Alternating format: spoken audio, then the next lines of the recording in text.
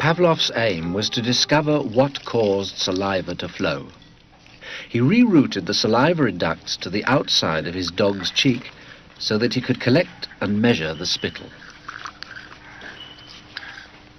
Perhaps, he thought, the production of saliva might be the result of a fixed nervous reflex, like a knee jerk. 5 минут 42,5 секунды. After taking many measurements of spittle, he confirmed that the dogs drooled automatically when their tongues touched food. He called the response the salivation reflex. 4,5. Хорошая собачка. Я предлагаю поменять собаку. But his work started to run into trouble. As his dogs became familiar with the experimental routine, they started to fill their cheek tubes before Pavlov had a chance to stimulate their tongues. The dogs were learning to anticipate food. Pavlov tried a new technique. He erected screens so that the dogs couldn't see what was going on.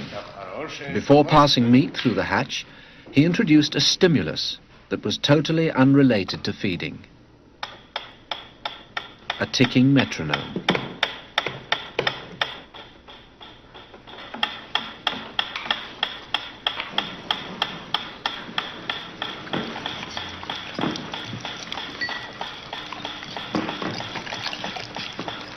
At first, the dog dripped saliva into its cheek tube only when the food appeared.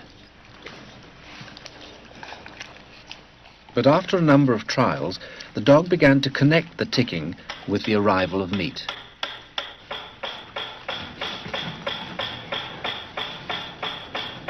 Soon, the sound alone made the dog drool. Eventually, the dog salivated as much to the ticking itself as it did originally to the presentation of food. Полная. Идите сюда.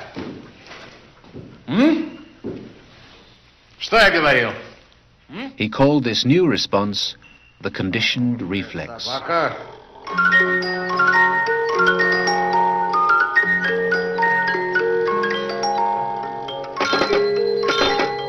Whatever the stimulus, his dogs could soon be conditioned to produce saliva.